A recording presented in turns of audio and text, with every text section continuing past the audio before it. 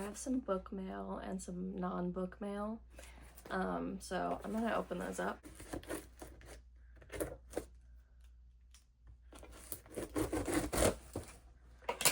Okay, here we go. I found this for a crazy deal on Mercari.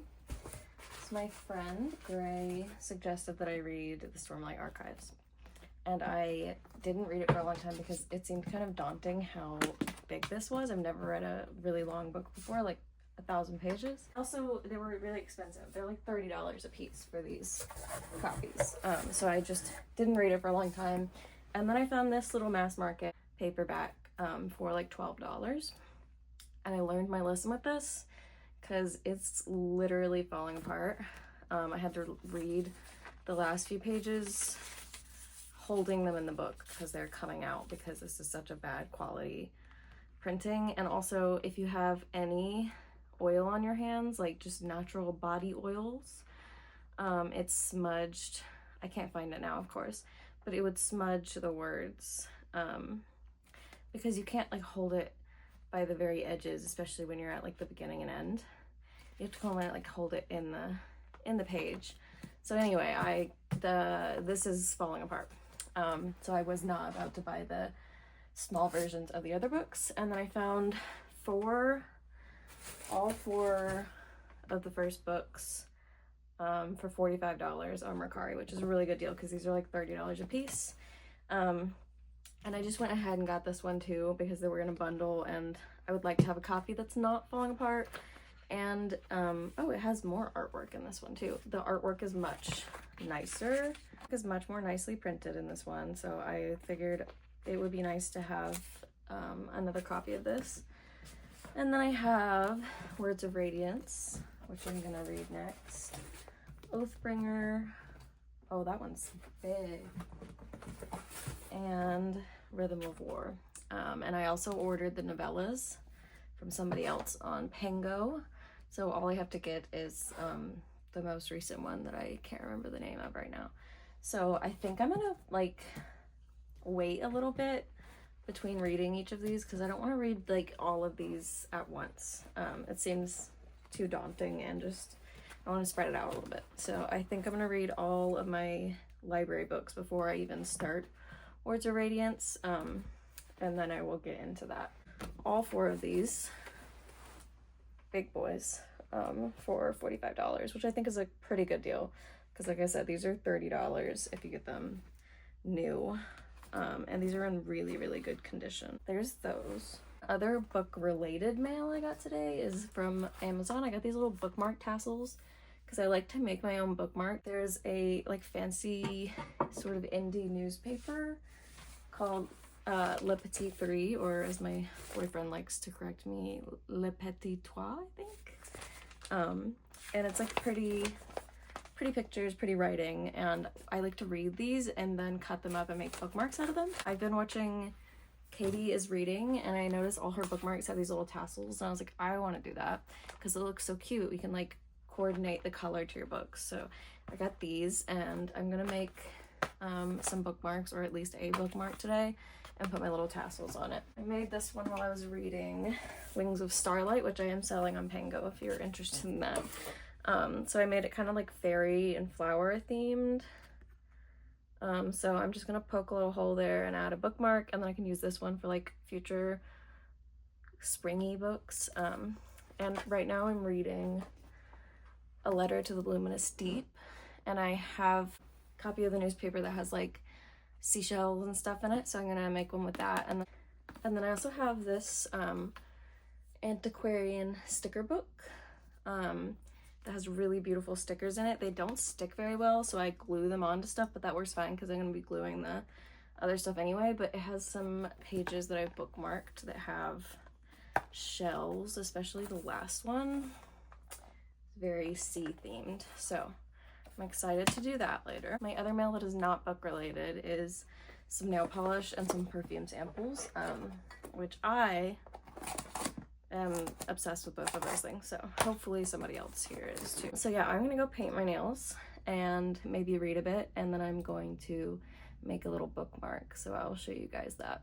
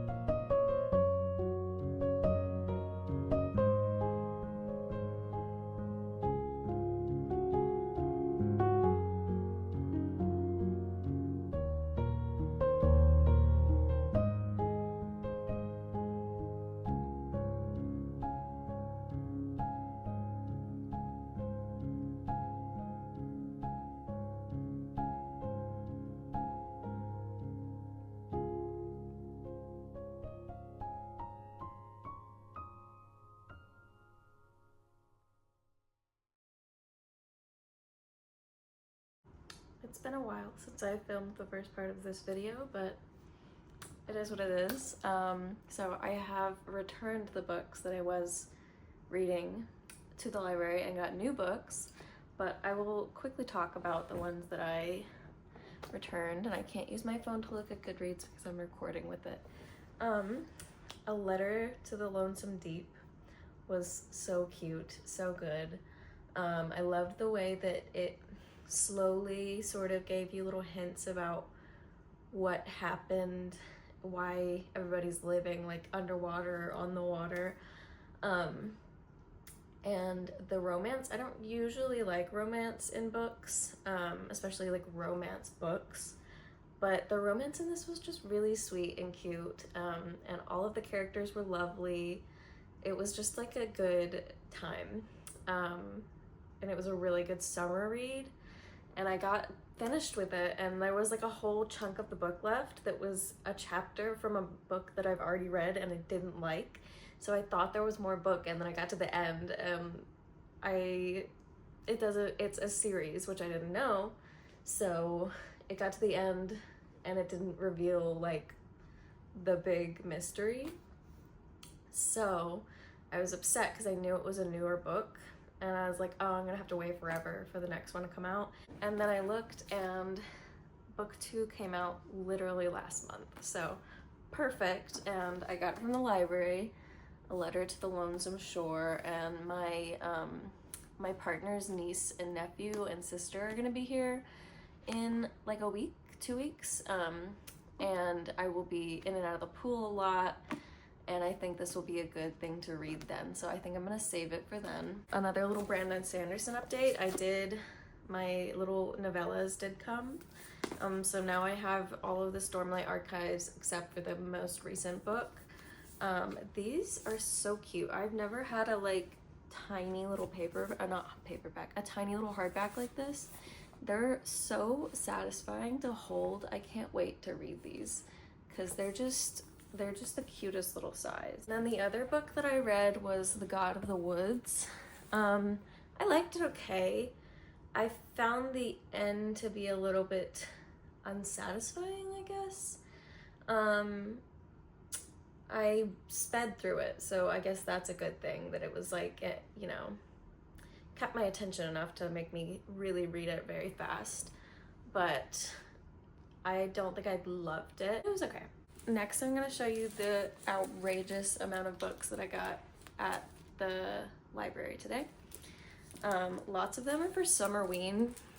Sometimes when I am having like not ordering books, but like having them put books on hold at the library and getting them from other libraries to like be shipped in, I never know which ones are gonna be there in time, so I just order a ton. And so I got, I think, 13 books from the library today, and there's still more that are like now there within the hours that I've been back. The first one, this one actually wasn't on hold, I just saw it on like a shelf. And Katie is read this and really liked it, and so far our tastes have been pretty similar. It's The Ornithologist's Field Guide to Love by India Holton. I started reading this, I'm like 3 chapters in, not even 30 pages in yet, and it's really cute so far. I really love it. It's about these ornithologists in Victorian times, and there's like a sort of competition to find this one bird. I haven't gotten too far into that part of the story yet, but I can tell it's gonna be like an enemies to lovers thing, and the language in it is just very, very funny and cute. Then let's see, these are the ones that aren't necessarily things that I'm going to save for Summerween.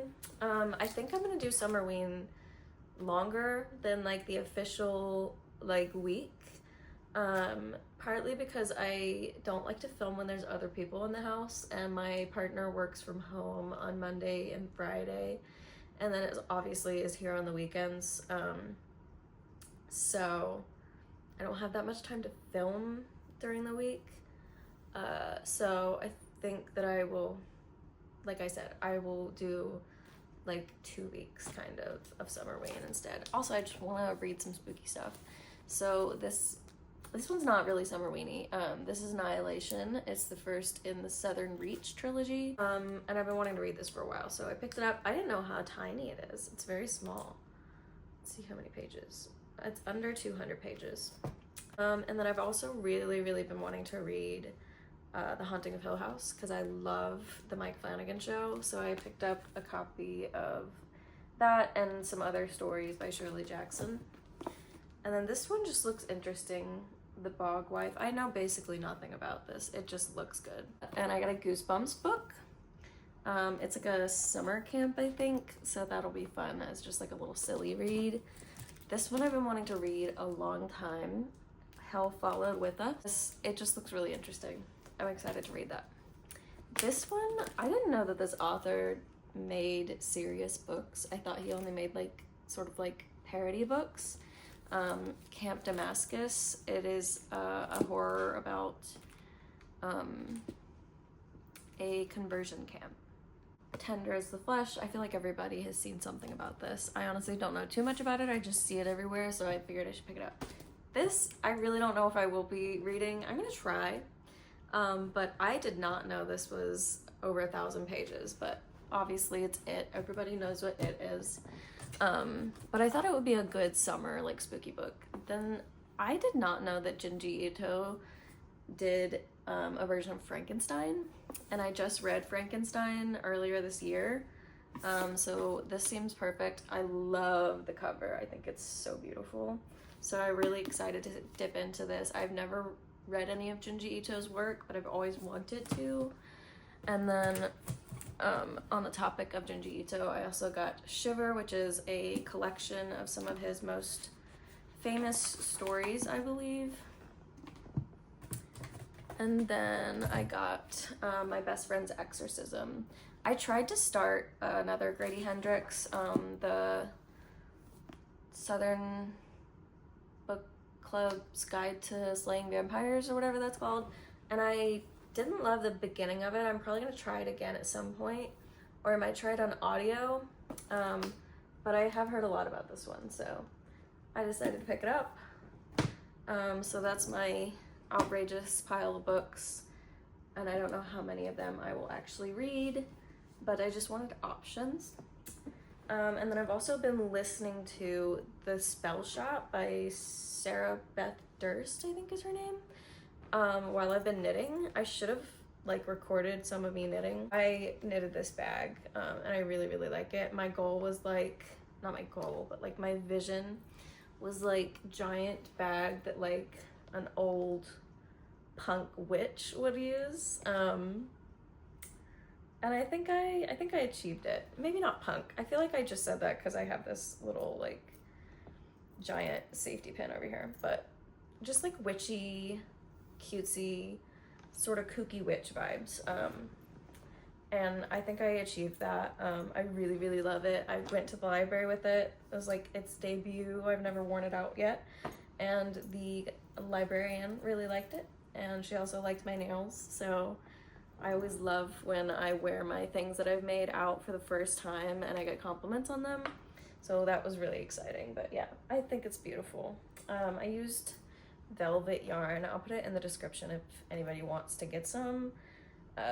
And I used the Torba Borba bag pattern, I believe, which I will also put in the description. So if you want to make this, I used the small version, but I used a much bigger hook and yarn size. So instead of being small, it's like huge. I could fit so much stuff in this, and I figured it's summer. I live in Florida. I can use this as a beach bag if I want to, or like just as an everyday purse. I like to have a big purse because you never know what you're gonna run into and how big of a purse you're gonna need. So that's that. I will be filming a separate Summerween video, I think. I just felt like showing you guys my library haul. And also, look at my cute little library basket. I put my books in this to like return them and then pick up new books when I go to the library. Obviously, all of the books I have today do not fit in this, but it can fit quite a few. And I think it's such a cute way to like go to the library. This will be my first sort of video like this. I recorded like a yarn destashing video before, but I think I'm gonna delete that because I don't love it. So this is exciting. I want to film more sort of reading vlog kind of stuff, and I don't know if anybody will watch this, especially not to the end, but I just felt like starting YouTube because I love watching people, you know, do vlogs and stuff on YouTube, and it looks like fun. Especially Katie is reading. She's sort of the one that inspired me to make reading vlogs specifically. I kept thinking that I needed like more of a niche and like needed to film like tutorial videos for knitting or crocheting, but I didn't really want to do that. And I found her channel and I was like, this is what I want to do. Just come hang out with me in my sort of boring everyday life. To me, it's not boring, but I don't do like crazy exciting stuff like some vloggers might. So anyway, if you made it this far, thanks. Leave a comment, a like, maybe subscribe if you want to see more of my stuff. I will probably get less awkward at talking to the camera eventually. And yeah, bye.